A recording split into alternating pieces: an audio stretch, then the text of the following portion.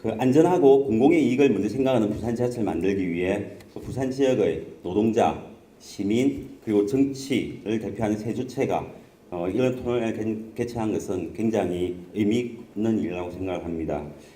오늘 서울 박원순 시장이 서울에서 고의역 사고 관련해 가지고 지하철 안전대책 2차 발표 기자회견을 했었습니다. 박원순 시장은 대책 발표를 마무리하면서 두 가지의 정책 기조를 말했습니다. 안전 앞에 비용을 말하지 않겠다. 사람 앞에 효율을 말하지 않겠다. 이 두 마디를 하고 마무리를 지었습니다. 최근 많은 국회의원들이 생명 안전과 관련된 업무에 대해서 외주화를 하지 못하도록 이미 국회에 많은 발의를 한 상태입니다.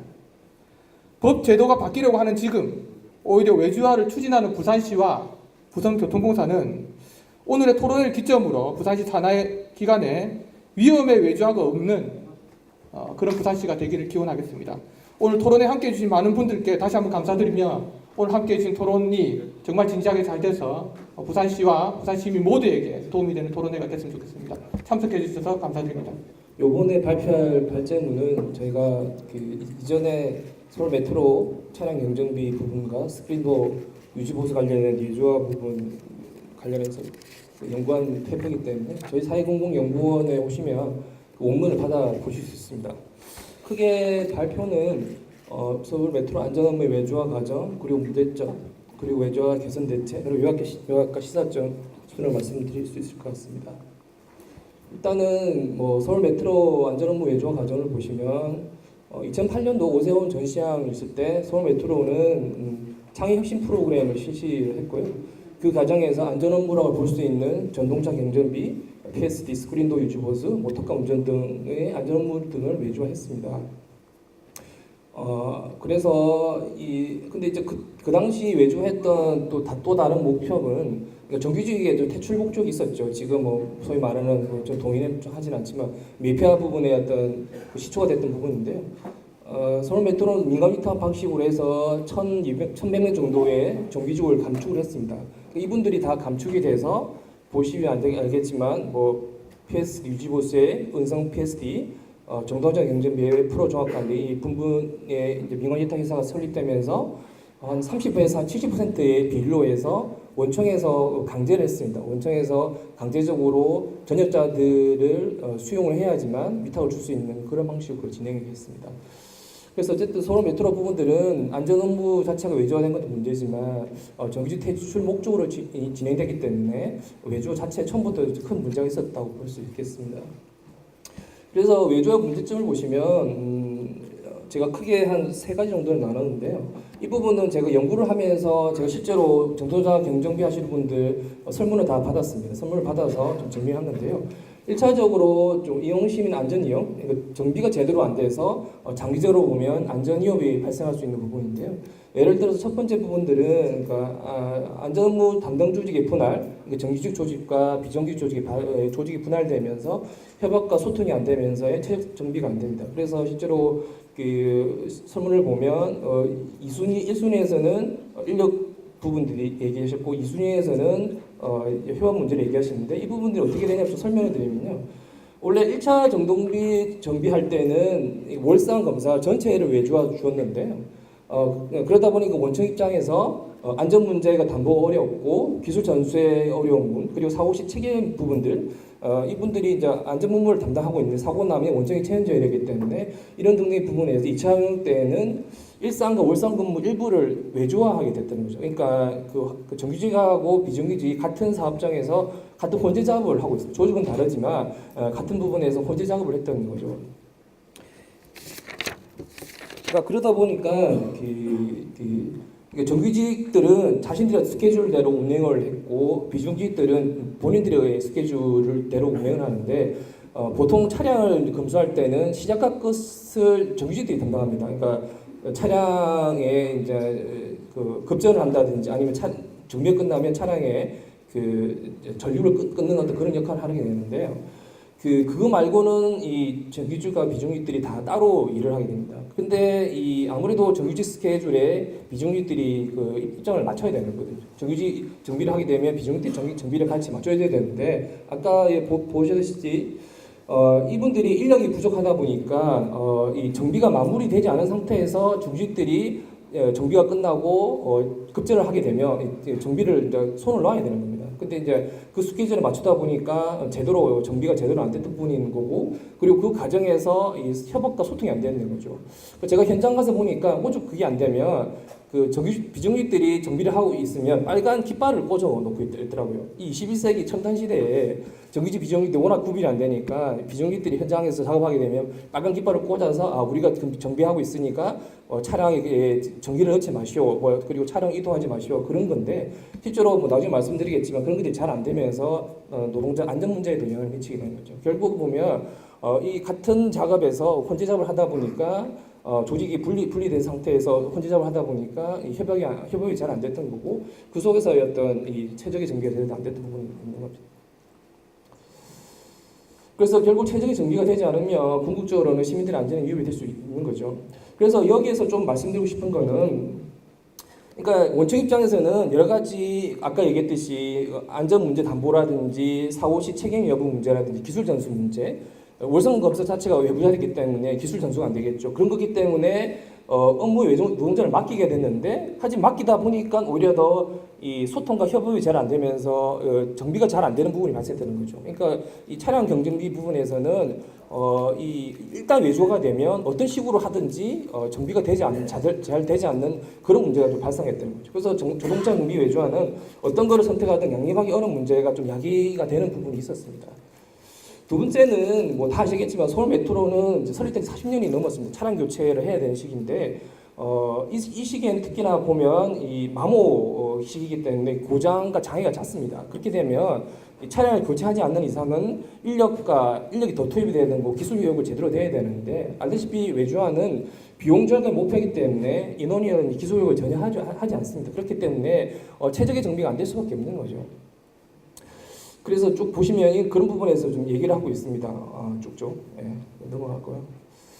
그리고 그 주관 착취 문제가 발생하는데요. 이 부분은 제가 제 연구에 보면 자세하게 좀 설명이 되어 있는데요. 어쨌든 쭉 서울 메트로 원청에서는 중소기업 기계정비공 인공에 따라서 3,800만 정도를 설정했었는데 실제로 이분들이 인터뷰해 보니까 한 2,500만 원 정도 받고 있더라고요. 그러니까 결국 1인당 1,300만 원 정도가 중간에 사라지게 되는 건데요.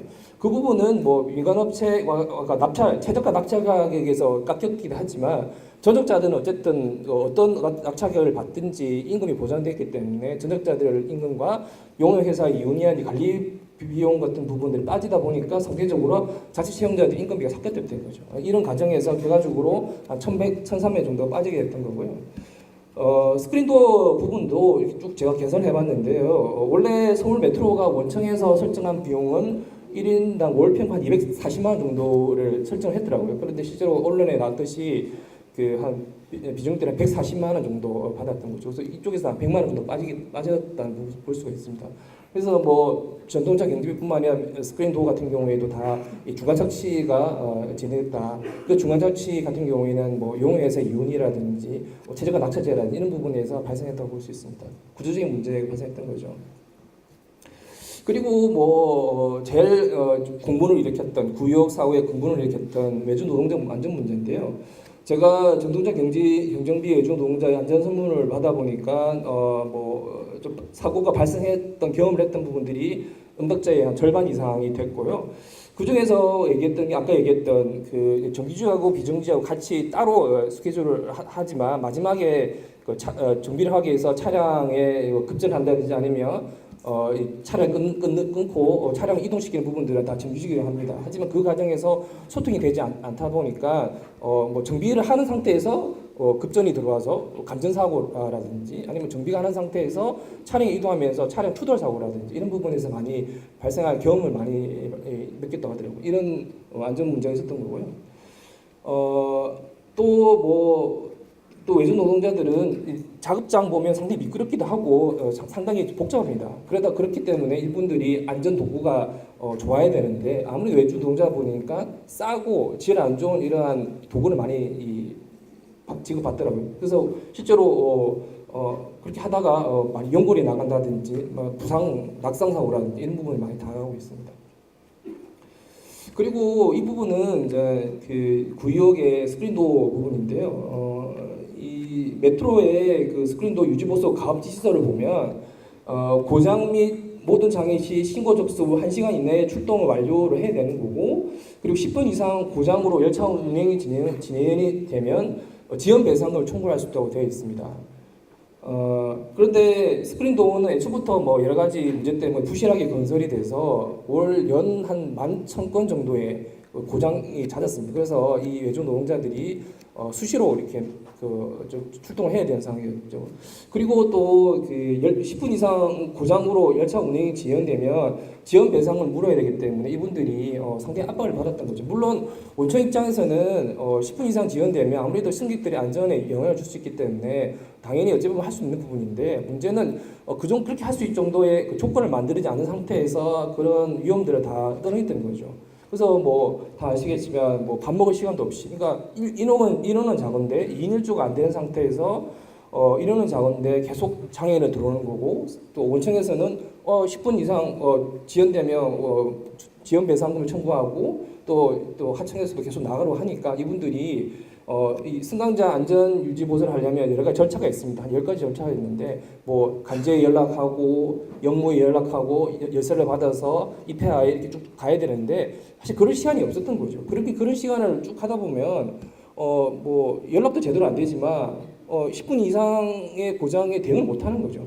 결국 그 원청에서는 그게 불리하는 건 알면서도 그런 위험의 부분에서 안 되는 조건을 만들고 나서 그렇게 전가를 시켰다는 거죠. 그래서 그 구역의 김모 씨가 이렇게 무리하게 운영을 하다가 이렇게 사고를 당하는 상황이 발생하는 겁니다.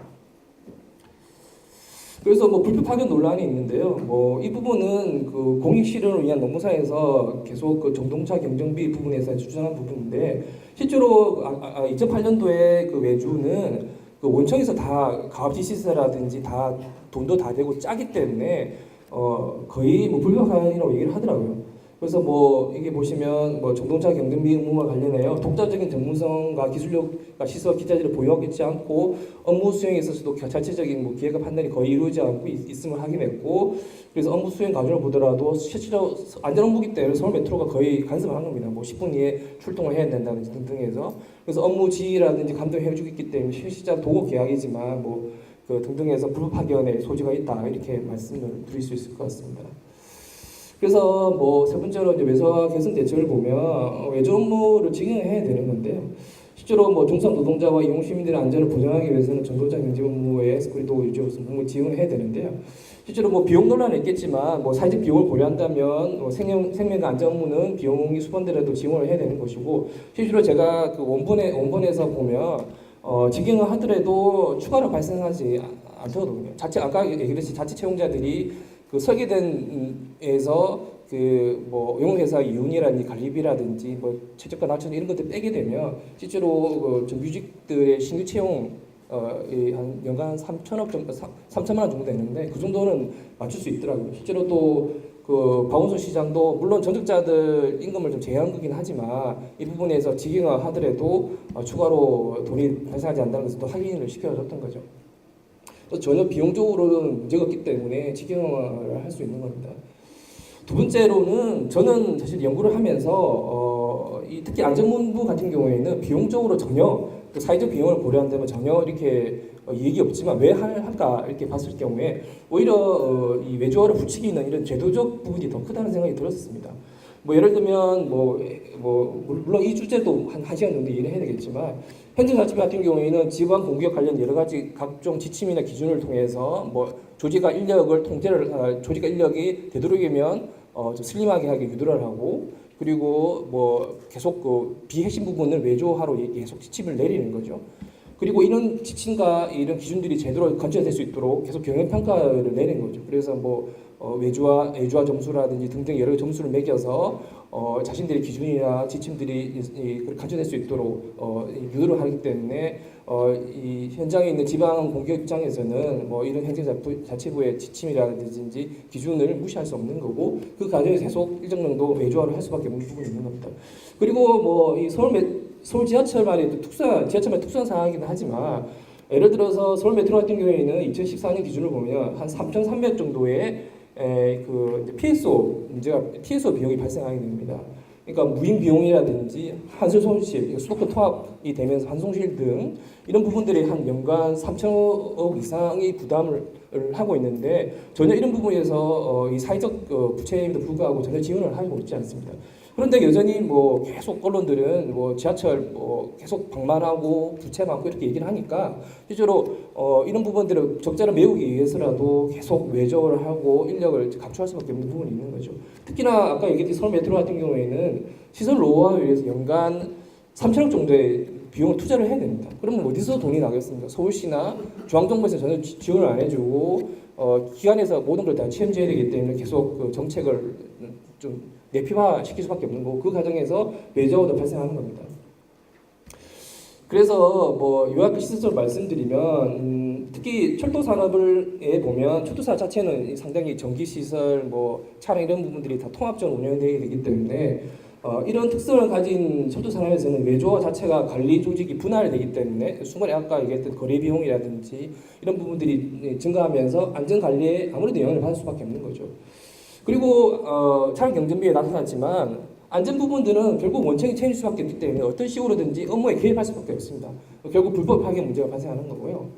그리고 외주화는 비용 절감이 목표이기 때문에 투자 교육이 수반되지 않아서 유지 보수 자체를 체증을 할 수 없습니다. 아까 얘기했듯이 경정비라는 것들이 단순히 그냥 쓸고 닦고 있는 게 아니라 부품을 판단하고 어떻게 또 교체를 할까 이런 부분에서 판단을 해야 되는데 계속 그런 부분들을 좀 단순 업무라고 파악하는 거죠. 예, 그렇기 때문에 체적으로 유지할 수 없고요. 그리고 또 서울 메트로의 전동차 경제비 같은 스크린도 같은 경우에는 직영하는 데서 추가적 비용이 발생을 하지 않았던 거고, 그리고 이용 시민의 안전이라든지 노동자 사재 발생 부분들을 사실 비용까지 고려한다면 외전은 이익이 될 수 없으면 지원해야 되는 겁니다. 그리고 뭐 외주하는 외주 노동자 중간착취를 이야기하고 자업자 안전도 위협하지만 뭐 노동자의 인권과 권리 차원에서도 지원되는 거고요. 그리고 아까도 얘기했지만 비용적인 부분에서 비용적인 부분보다는 외주하는 어떤 제도적 요인이 더 영향을 줄 수 있다는 측면에서 여러 가지 제도적 조치가 따라야 되는 겁니다. 그래서 뭐 그 생명 안전 부분에서 외주를 금지를 해야 되는 거고 지방 공기업에 대한 여러 가지 지침이라든지 경영 평가가 개선이 돼야 될 것 같고요. 그리고 지하철 같은 경우에는 이 외주화라든지 인력을 통제할 수밖에 없는 이런 경적자 부분에서 일정 정도 중앙 차원에서의 재정 지원을 해야 되는 거죠.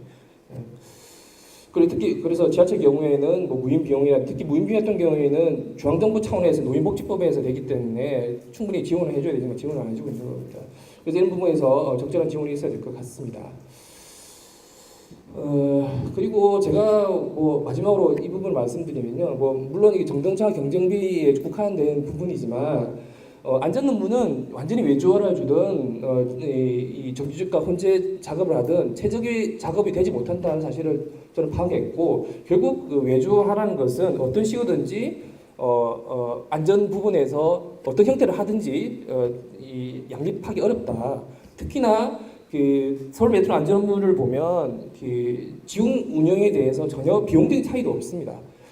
오히려 사회적 비용을 많이 얘기했죠. 그래서 아까 얘기했던 어떤 형식으로든지 안전 업무를 운영을 하든 안전 업무가 담보가 되지 않은 뿐만 아니라 비용적으로 전혀 효과가 없기 때문에 이 서울 메트로의 그 스크린 도어나 전동차 안전 업무의 외주화를 보게 되면 안전과 비용 부분에서 모두 다 실패를 하고 있다는 거죠. 그렇기 때문에 이런 부분에서 전혀 외주화를 해서도 안 되고 할 필요도 없다는 거죠. 그래서 그런 부분에서 좀 말씀을 드릴 수 있을 것 같고, 지금 뭐 뒤에 말씀드리겠지만 부산 지하철의 어떤 다대선의 외주화 부분도 이런 부분에 조금 고민을 한다면 전혀 안전과 비용 부분에서 전혀 효과도 없는 외주화는 좀 지양이 돼야 되겠다는 말씀을 드립니다. 예, 이상입니다. 저는 그 앞에서 서울 사례를 깊이 있게 설명을 해주셨는데, 저는 부산을 중심으로 해서 개념 없는 교통사 경영진의 이 안전 불감증, 또 시에서 그러한 그 외주 용역을 제1 목표로 해서 경영 성과를 딱 그 성과를 올리기 위한 그런 노력들, 이게 얼마나 이 불합리한 건지 그거를 중심으로 설명을 드려보도록 하겠습니다. 저희 부산 지하철에는 지금 현재 14개 분야 44개 업체가 외주 용역 업무를 하고 있고요. 정직원 수가 3,600여 명, 용역업체에서 일하시는 분이 1,500여 명 되십니다. 보시면 아시다시피 PSD부터 승강기, 궤도시설물, 소방설비, 열차 운행 시스템, 건축시설물, 중수선 용역까지 안전과 관련된 업무까지 전부 외주 용역이 나가 있는 상태입니다. 여기에 1,549명이 현재 종사하고 계시고요. 그럼에도 불구하고 지속적으로 외주 용역은 현재도 추진되고 있습니다. 그 특징은 호선이 개통될 때마다 90년도부터 시작된 게 지금까지 계속 외주 용역이 추진되고 있고요. 여기 보시면 2호선 개통될 때 1인 승무로 213명이 감축됐습니다. 3호선 개통될 때 아웃소싱으로 570명, 4호선 개통되면서 기존 호선에 근무하는 인력 대비 1%로 4호선을 운영하고 있습니다. 이렇게 계속 해오면서도 앞으로 내년 다대선이 개통이 되는데 다대선 대비해서도 지금보다 더 심각한 외주 용역 계획을 가지고 인원을 절감해서 성과를 내려고 하고 있습니다. 깊이 있게 좀 세부적으로 한번 들어가 보겠습니다. 업무 특성별로 들어가 보면 일단 자료 보시면 영무지부, 저희는 이제 역에 근무하시는 영무지부, 지하철은 그러니까 정비하시는 차량, 운전하시는 운전, 그 파트별로 기술지부까지 총 합쳐서 4개 지부가 운영되고 있습니다. 그 영무 분야를 보시면은 영무원들은 기본적으로 CCTV 감시를 해야 되죠. 각종 고객 응대도 하고 민원 해결을 해야 되죠. 그다음에 행정 업무까지 보고 기본적으로 일상적으로 하는 일이 엄청 많습니다. 부정승객 단속도 해야 되고 수익 계산해서 보고도 해야 되죠. 취객 응대도 해야 되죠. 근데 이런 일상적인 일보다 더욱 중요하게 여기서 일하시는 분들한테 책임이 주어지는 부분이 있습니다.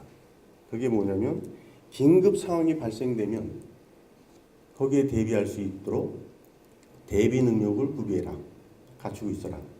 이게 상시적으로 요구되고 있습니다. 여러분들 다 기억하고 계시다시피 대구 지하철 화재 참사 사건 다 아시지 않습니까? 그거 물론 1인 승무가 주된 원인이 됐지만 거기서 긴급하게 대피시키고 유도해야 될 영무원들이 부족해서 그런 사고가 일어난 겁니다. 대형 참사 사고죠. 부산에서는 여러분들 또한 다 기억하고 계시다시피 대티옥 화재 사고, 그거 대구 지하철 화재 참사 사건처럼 크게 안 벌어진 게 참으로 다행입니다. 2007년 부산광역시에서 안전관리 실태 점검을 하고 그 결과를 통보했습니다.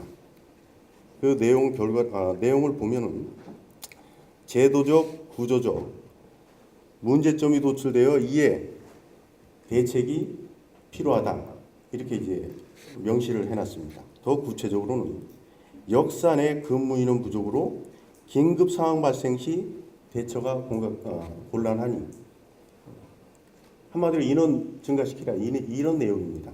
시민들 안전 확보를 위해서.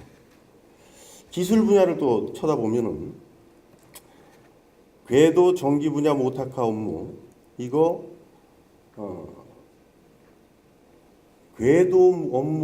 궤도가 여러분들 뭔지 아시지 않습니까? 열차가 가는 선로에 문제가 생기면 열차가 탈선합니다. 딴 길로 가는 거죠.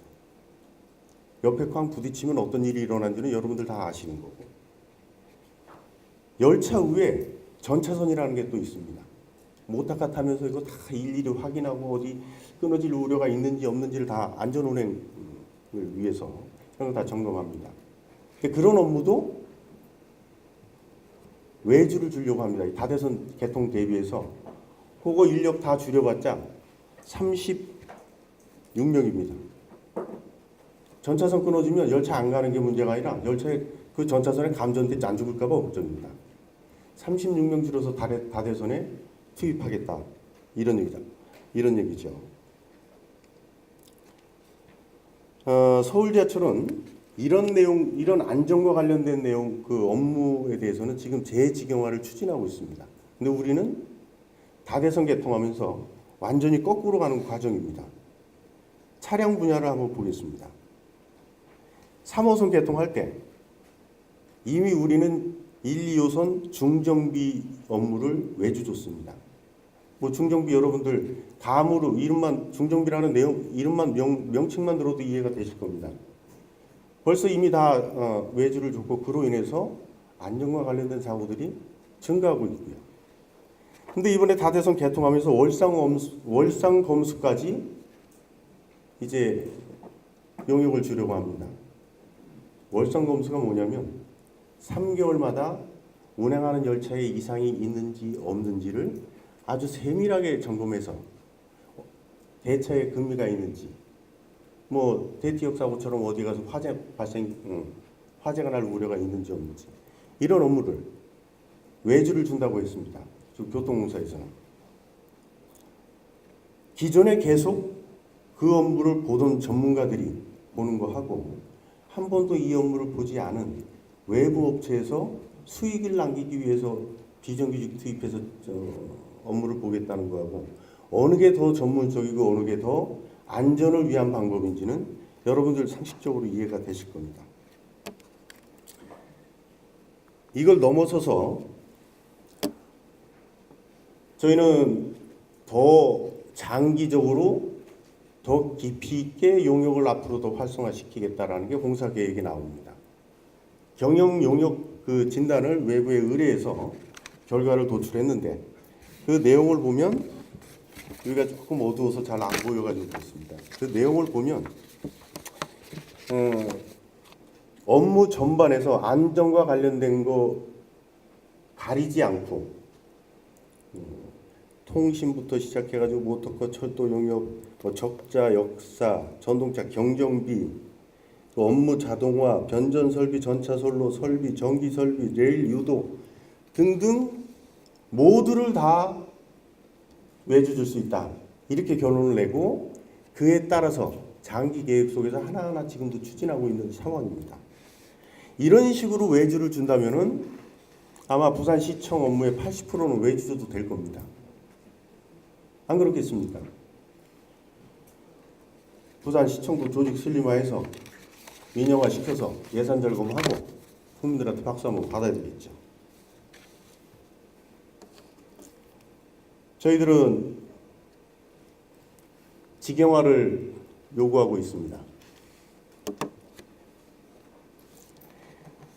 서울 지하철에서는 안전과 관련된 문제에 대해서는 직영화하겠다. 이렇게 벌써 서울시에서 반응이 나타나고 시장님을 중심으로 해서 추진하고 있습니다.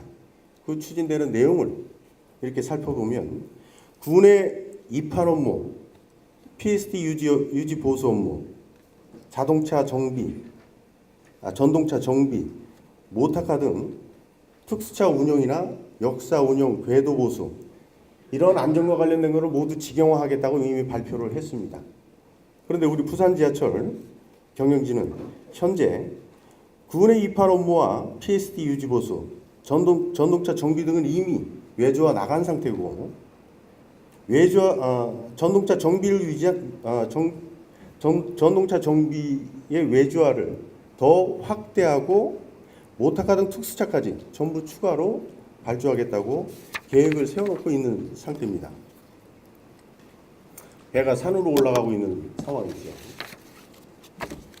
이런 군의 입판과 관련해 가지고 왜 이런 우리 용역 문제가 어떤 문제를 가지고 있는지 가장 대표적인 성격을 가지고 있는 게 군의 입판 용역입니다. 그래서 이 부분에 대해서 특별히 설명을 드려보도록 하겠습니다. 근데 이 판이 뭐냐면 여러분들이 이미 다 알고 계시는 차고지 개념입니다. 러시아어 때 열차가 빽빽히 투입됐다가 러시아어가 끝나면 나머지 차들이 밖으로 나와야 됩니다. 그 열차들이 차고지로 들어가게 되는데 우리는 그걸 기지창이라고 부릅니다. 그 안에서 하는 업무는 운행한 열차가 이상이 있는지 없는지 점검을 하고 이상이 있으면 다시 정비를 하고 정비가 완료된 차들은 청소를 해서 본선에 투입할 수 있게 준비돼서 주차시켜 놓습니다. 그 안에서도 기관사 면허증을 가지신 분들이 운전을 하고 있습니다. 본선 업무를 떠나서 그 업무를 입판 업무라고 합니다. 지금으로부터 10년 전 어느 날 공사 고위직이 자기 정년에 도래하기도 전에 사직서를 쓰고 나갑니다. 그리고 얼마 후에 공사에서는 입판 용역 업무를 외주 발주를 합니다. 근데 그 외주 준 걸 좀 전에 나갔던 그 고위직이 용역업체 사장이 돼서 돌아와서 수주를 받습니다. 그리고 그 다음 퇴직하는 고위직이 또 그 회사를 물려받아서 이름만 바꿔가지고 지금도 경영하고 있습니다. 기본적인 기초 설명으로 좀 잠깐 드렸고요. 얼마 전에 서두에서 말씀드렸다시피 뉴스에도 여러분 다 보실 겁니다. 기관사가 업무 스트레스 과중에서 자살을 했다. 불면증, 강박장애, 공황장애, 우울증. 이걸 제가 왜 보여드리냐면 여기 보시면 세부 경영 목표라고 나옵니다. 2015년도 CEO 부산시에서 우리 교통공사 사장하고 계약을 맺은 내용입니다. 배점표가 쭉 나오지요. 부산시에서 시키는 대로 다 하면 무조건 10점 주겠다. 현장에서 안전을 위해서 이렇게 저렇게 위험합니다. 어쩌고 저쩌고 떠들고 하더라도 그게 파업까지 가더라도 신경 쓰지 마라. 3점 뱉기 감점 안 할 테니까. 열차 지연되는 거 민원 발생되면 부산시 입장도 좀 곤란해. 그러니까 민원이 발생되지 않도록 기관사 모가지를 졸르든 어떻든 지연되지 않도록 정시운영 확보해. 지연율만 감소시키면 8점을 받습니다. 여기 CEO가 돌고래 IQ만 돼도 이게 뭘 얘기하는지 의미를 이해를 할 겁니다. 구조조정 외주 주는 거 다 부산시 정책대로 다 이행해. 무조건.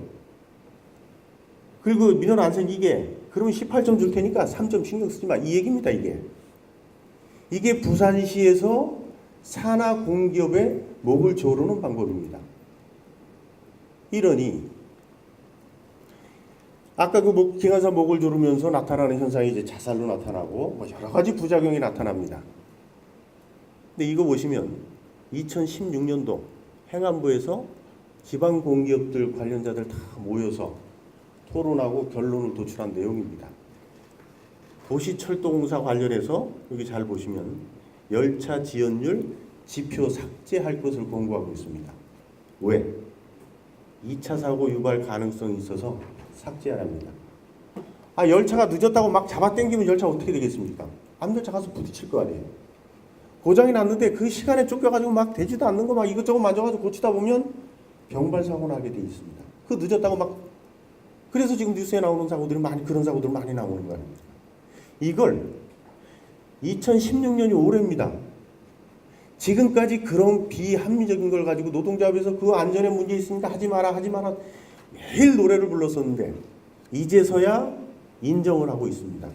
근데 부산지하철에서는 부산시 산하 부산지하철에서는 아직도 아까 그 기준을 가지고 이렇게 운영하고 있습니다. 안전에 대한 개념이 없는 거죠. 어느 정도였냐면 여기 보시면 기관사가 458명, 타직렬 모두 합해서 3,300명입니다. 3년 동안 징계를 평균 낸 겁니다. 업무 관련해서 징계율이 기관사는 100명당 4명 정도 되고 타직렬은 0.3명 정도 됩니다. 이렇게 경영진이 자신의 열차 지연율을 커버하기 위해서 기관사 한 사람 목을 죄는 방법으로 수행을 해왔습니다. 왜 이걸 제가 설명을 드리냐면 지하철의 안전은 특수한 시스템이기 때문에 개념을 잘 정립을 해야 됩니다. 뭐냐면 사람이 혹시 실수를 하더라도 사고와 연관되지 않도록 시스템으로 이걸 예방을 해야 되는 그런 이제 사고 예방 개념을 확립해야 되는 겁니다. 근데 부산시나 지하철 경영진이나 단순한 방법을 택하고 전문적인 이 안전에 대한 개념이 없다는 거죠. 용역을 줘서 나타나는 문제, 아까 대표적인 게 제가 군의 용역이라고 말씀드렸습니다. 그 군의 용역, 정규직으로 31명을 썼을 경우에 추가되는 비용이 약 10억 정도 더 들어갑니다. 근데 지금 31명이 비정규직으로 활동을 하면서 그 사람들이 다른 데 이직하려고 직장을 알아보고 있는 상황입니다. 사람들이 안전하고 PSD처럼 일하는 노동자들이 안전하고 안정된 신분을 보장받고 안정적인 급여를 받고 그게 다시 사회에 소비되면서 국내 소비를 높여주고 다 경제의 효과입니다. 왜 용역 일변도로 계속 나가는지에 대해서는 저희가 토론을 통해서 또 말씀을 나눠야 되겠지만 하여튼 기본 마인드를 바꾸지 않으면 개선이 안 되는 지금 현재 과정이고요. 실정이고요. 오늘 이 자리에 시장이 좀 왔으면 좋겠지만 더 큰 소리 내서 할 건데 안 와서 제가 요청해서 끝내겠습니다. 하여튼 토론 과정에서 부족한 얘기 더 말씀드리도록 하고 하겠습니다. 앞서 두 분의 발제자가 말씀해 주신 것처럼 부산에서 왜 이런 식으로 계속 부산만의 상황은 아닌데 특히 좀 부산에서 이런 왜 안전의 외주화가 진행되고 있는지를 좀 간단히 살펴보면서 얘기를 좀 하려고 하는데요. 안전 업무를 직영화하라라고 얘기하면 안 된다는 이유의 대표적인 이유가 저 세 가지입니다. 먼저 돈 없다 이런 얘기를 늘 하고 있고요.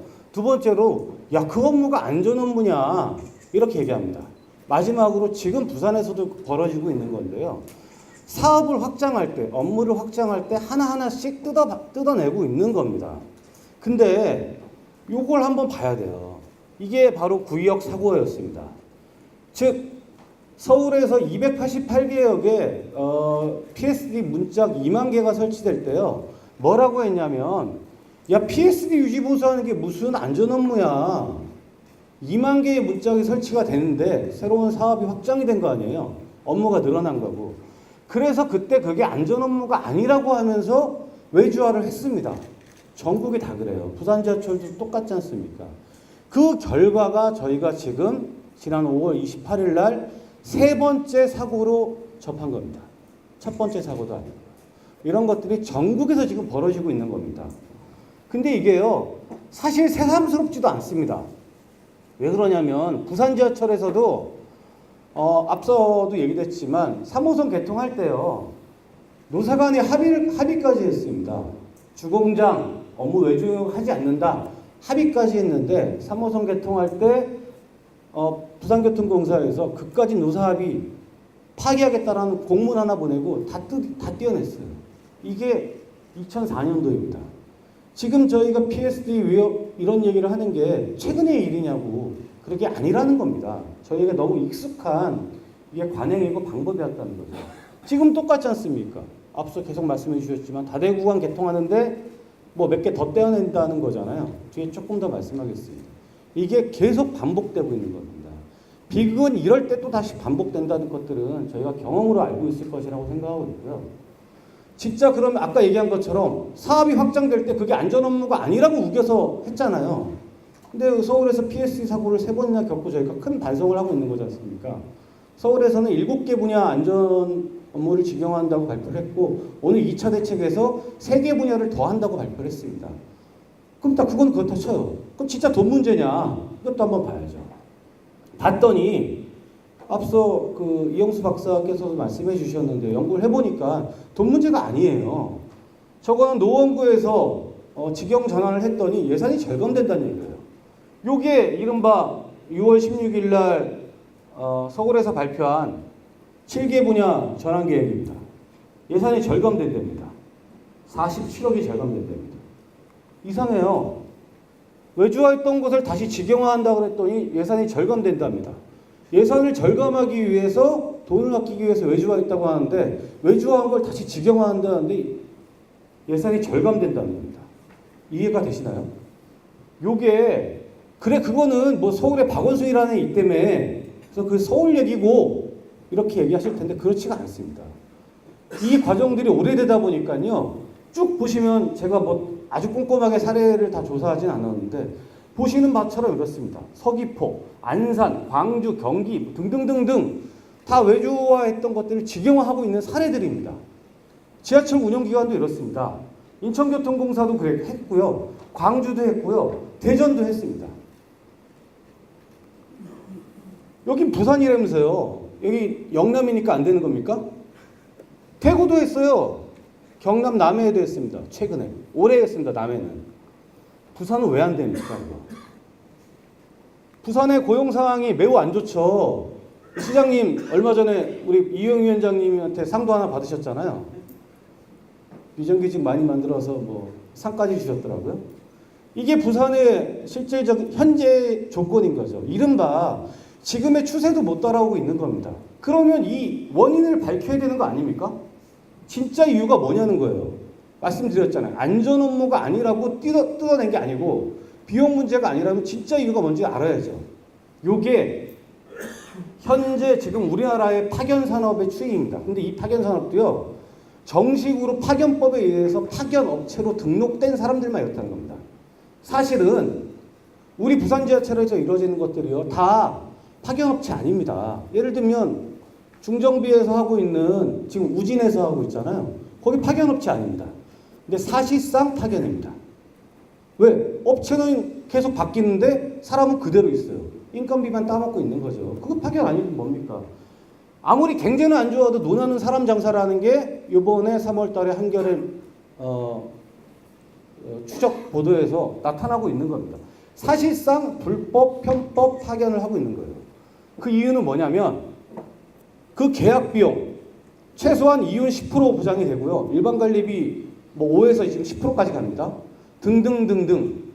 그것도 설계된 내용만큼도 채우지 않는 이 계약 비용과 중간 착취를 이용한 사실상의 이거는 카르텔이에요. 저는 아주 질 나쁜 카르텔이라고 판단하고 있습니다. 부산 이렇지 않습니까? 뭐 아주 전설적이죠. 평화용사촌. 30년 동안 수의계획을 하고 있습니다. 평화용사촌이 뭐 하는 데인지 아시잖아요. 저기 파견업 등록이 되어 있나요? 이렇게 하고 있습니다. 제가 2014년에 자료인데 지금 어떻게 되는지 모르겠습니다. 근데 박영수 부장님 조사한 거 보니까 뭐 업체는 바뀌었을 수 있지만 대동소이한 조건에 있는 겁니다.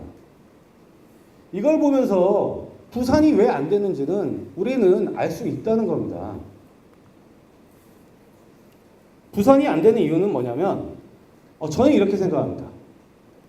위험 업무를 직영화하고 그걸 통해서 시민의 지지를 받는 것보다 이른바 저 카르텔에서 얻는 것들이 더 크다는 게 부산의 위정자들의 몫이라고 보는 거예요. 부산의 위정자는 그렇게 생각하고 있다는 겁니다. 반대로 우리와 같은 노동, 시민사회가 저것을 아직 깨지 못하고 있다는 겁니다. 충분한 논리들이 되어 있지만 부산시나 부산교통공사에서는 그걸 통한 시민의 지지와 사랑보다는 저 카르텔에서 얻는 것들이 더 크기 때문에 저걸 유지하는 거예요. 저는 그렇게 판단을 하고 있습니다. 그래서 부산에서 저걸 하는 방법은 아주 간단합니다. 굉장히 다양한 사례들이 있고 검증된 것들이 많이 있습니다. 오늘 토론에서도 발제자들께서도 말씀해 주셨는데요. 당장에 일단 먼저 위험과 안전 업무를 외주하는 것은 중단해야 됩니다. 다대구간 정상 개통해야죠. 자료 보고 깜짝 놀랐습니다. 4호선에 처음에는 역을 아예 통째로 떼내려고 하다가 거기 4호선은 운전 업무 자격증 있는 분이 있어야 되거든요. 그래서 퇴직자 넣는다면서요. 그럼 4호선을 경로당으로 만들 생각인가요? 60세 넘으신 분들로? 그게 좀 이상하니까 지금 한 번 지금 2명인데 1명으로 조정한다면서요. 이게 어떻게 발상이 가능한지 모르겠습니다. 왜 그러냐면 근로기준법에 정한 휴게 시간은 보장해 주셔야 되는 거 아닙니까? 그리고 그 한 분이 화장실도 가야 되고 밥도 먹어야죠. 근데 어떻게 혼자 일해요? 상식적으로? 아니 근데 혼자 일하시는 그분은 운전면허를 가지고 있어야 돼요. 그래서 열차가 문제가 생기면 출동을 해야 되는데 역에 있는 건 어떻게 조치할 것이며 열차는 어떻게 할 겁니까? 그런 발상을 하시는 이유가 도대체 뭐냐는 거예요. 두 번째, 통신설비, 전동차 월상도 지금 떼내겠다고 하는데요. 그거 되게 위험한 겁니다. 왜 그러냐면 앞서 말씀드린 것처럼 그런 외주화 과정이 사실상 거래 비용을 증진시키면서 효율도 없지만 안전 문제를 심각하게 저해합니다. 그런 것들은 외국의 사례에서도 영국의 철도가 네트워크 레일로 다시 합쳐질 때도 다 입증된 겁니다. 거래 비용, 조정 비용이 많이 늘어나기도 하고요. 저렇게 되면 안전 문제에 대해서 자신의 책임을 회피하기 위해서 상대방에게 책임을 전가합니다. 그렇게 되기 때문에 그 당사자들은 보통 책임을 은폐까지 할 수밖에 없어요. 월상검사 넘기고 통신설비 넘기면요, 사고가 발생했는데 자신의 책임을 벗어나기 위해서 은폐를 하게 되는 것들이 일반적입니다. 이런 식으로 위험을 계속 외주화하는 과정들이 결국은 그 카르텔에서 얻는 것들이 더 달콤하고 크기 때문이다 라는 것을 저희가 좀 돌파해내야지, 끊어내야지 된다라고 생각하고 있습니다. 두 번째로는 그렇기 때문에 상시 안전 업무는 저희가 단계적으로 직영화해야죠. 그렇게 되면 지금 다대 구간 1호선 연장 구간에서도 부산교통공사 주장으로도 개통하려면 170명이 필요하다면서요. 그럼 양질의 일자리를 만들어야죠. 왜 그것을 외주화해서 그런 식으로 운영을 하겠다는 건지 이해할 수 없는 겁니다. 그렇게 하면은 그 부산시장님 요즘에 가덕도 때문에 사퇴한다고 그랬다가 요즘에 좀 공격받고 계신다면서요. 부산 시민들에게 사랑받지 않겠나라고 저는 생각하고 있고, 여기에 있는 우리와 같은 노동 시민사회단체에서도 부산시장님이 사랑받을 수 있는 기회다라고 생각하고 있습니다. 사실 지하철 안전 문제는 한 20년 넘게 이야기가 되어 왔습니다. 그죠? 그래도 우리는 오늘도 계속 이야기를 해야 됩니까? 그동안은 사실 전동차 문제 가지고도 했었고, 오늘은 이제 외주 용역 문제 가지고 좀 이야기를 해볼 거리는 있는 것 같습니다.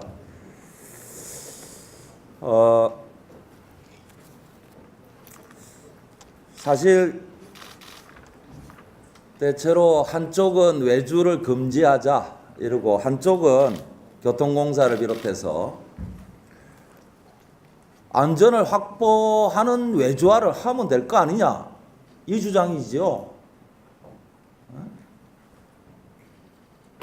제가 부산에서 시민단체 추천을 받아가지고 도시철도 안전시민대책위원회 위원으로 들어가서 지난 금요일 날 회의가 있었습니다. 1년에 2번 하는데 그 보고자료를 보니까 이렇더라고요. 그 부산 지하철에서 사고 난 통계치를 제시를 하더라고요. 올해 부산 지하철에서 6월까지 사상사고 1건, 시설결함 및 기타 사고 1건, 경장애 6건 났다고 이렇게 이야기를 하더라고요. 그래서 옆에 있는 많은 위원들이 야, 정말 부산 지하철 안전하네요 이러더라고요. 저는 사실 교수고 이래서 객관적 데이터를 믿는 사람인데, 사실 부산 지하철이 오늘 주제가 안전한가인데 안전한지 잘 모르겠습니다, 솔직히. 저는 노동조합으로부터도 안전한 수준인가 자료를 얻어본 적이 없습니다. 오늘 이의용 위원장님에게 물어보니까 좀 이따 주겠다고 하더라고요. 사측은 사고 안 난다고 알리고 있습니다. 그런데 노동조합이 떼쓰고 있다고 알리고 있습니다. 사고 안 나는데 사고 날 것 같이 겁주고 있다고 하고 있습니다. 오늘 여기 많은 조합원들이 모였는데 뭔가 대책을 세워야 안 되겠습니까? 사고가 안 나고 있답니다. 그런데 왜 안전 얘기하냐입니다. 자기들은 안전이 확보된 외주화를 하고 있다고 하는 겁니다. 좀 우리 공공부문에 넓게 이야기하면 제대로 된 제대로 된 외주화를 하고 있다고 하죠. 그런 면에서 논점을 좀 분명히 하고 외주화를 하는 주체인 사측과 그거를 압박하는 부산시 문제를 좀 분명히 하면서 문제를 풀어가야지 않는가 싶습니다. 그냥 불안하다, 몇 가지 사고 났다 이런 얘기 가지고 우리가 문제를 풀어갈 수 있을까요? 저는 오늘 이야기의 또 하나는 비용 논리를 이야기를 하는데요. 비용의 직영화나 뭐 외주화나 차이가 없다 이런 얘기들이 많이 있었습니다. 그죠? 만일에 차이가 있으면 외주화를 해도 됩니까? 저는 지나친 비용 논리도 문제가 있다고 생각합니다. 문제는 이거겠죠. 비용을 감소한다는 것은 사측이 이야기하는 이야기고, 제가 금요일 날 들었던 이야기는 그래서 물어봤습니다. 제가 부산 지하철은 도대체 외주화를 해서 얼마를 절약하냐 하니까 연 100억을 절약하고 있답니다. 그러면서 직영들 임금을 이야기합니다. 사실 부산 지하철이 전국 지하철 중에 임금 수준이 제일 높잖아요. 사실이잖아요. 투쟁의 결과라는 것은 잘 알고 있습니다. 100억을 절약하고 있다는데 부산시가 전체적으로 한 2,400~500억 재정 지원을 하잖아요. 거기서 100억을 절감하는 효과를 거두고 있다. 이런 식으로 전국에 퍼뜨리고 있고 시민들에게 선전하고 있습니다. 우리가 여기에 뭔가 대응을 해야 되지 않겠습니까? 저는 뭐 시간이 5분밖에 안 돼서 이걸 참 토론문을 작성하기가 어렵고 해서 막 말로 조금만 말씀드리고 토론을 마치겠습니다. 하여튼 앞에 하신 분들 의견에 뭐 대체로 공감을 하면서도 조금 추가로 할 것들이 좀 있지 않는가 싶습니다. 하나는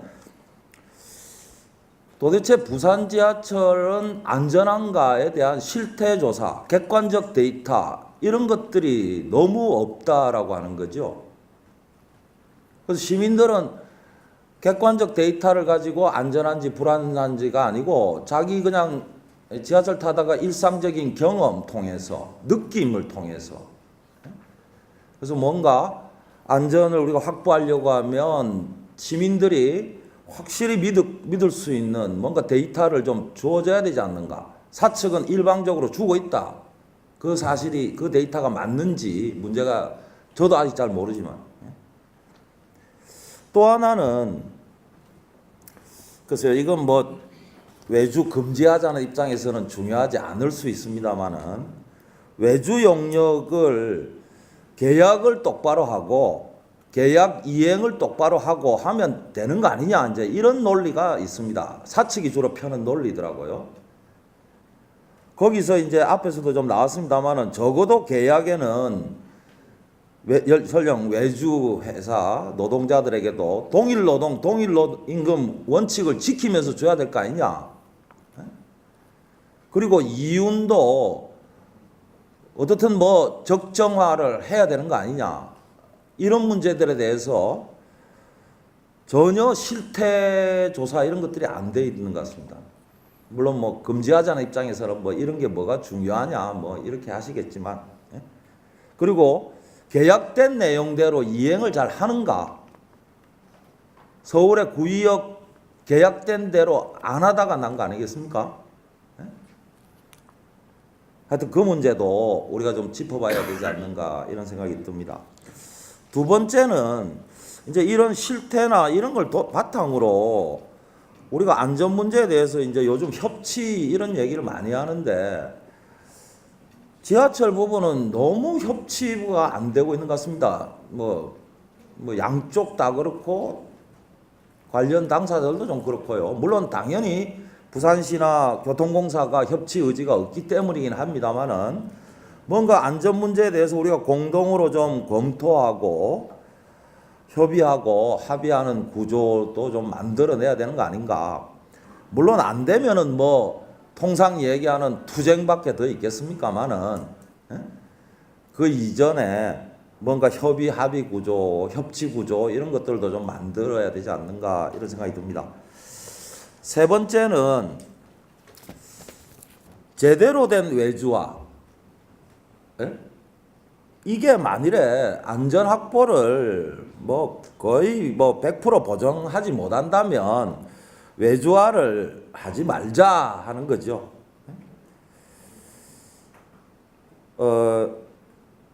아까 부산시를 외주화하자 이런 얘기도 좀 나오던데요. 사실 어떤 계기가 있을 때마다 이 문제가 제기되고 합니다만은 정말 안전 문제는 앞에서도 다 나왔지만 가능한 한 안전 확보를 위해서 안전을 불안하게 만드는 요인들은 좀 하지 말자 하는 말씀도 좀 드리고요. 네 번째는 뭐 당연히 아시겠지만 그 교통공사 입장만 뭐 그저 이야기할 문제는 아니고 뭐 당연히 부산시나 중앙정부도 책임이 크다는 것을 우리가 잘 알고 있습니다. 따라서 안전 업무 외주 용역 문제를 해결하는데도 사실 주 타켓은 지방 정부나 중앙 정부가 돼야 되지 않겠는가? 그런 면에서 오늘 뭐 우리가 지하철 노조분들이 많이 계신데 정말 이 지방 정부, 중앙 정부에 대해서 우리가 뭘 하고 있는가 하는 고민을 같이 해보는 자리가 됐으면 좋겠습니다. 마지막으로 어떻든 뭐 지하철의 안전 업무를 교통공사 사측이 1차 책임을 지고 있지만 부산 지하철 노동조합도 같이 1차 책임을 지고 있다 이렇게 봐야 안 되겠습니까? 그런 면에서 아까 부산이 안 되는 이유 매피아 때문이다 뭐 이런 얘기는 저는 주체적인 분석이 아니라고 봅니다. 결국 지하철 노조 책임이다 이렇게 이야기를 좀 해야 될 것 같습니다. 그동안 매피아가 형성되고 쭉 하면서 지금까지 잘 막아냈는가?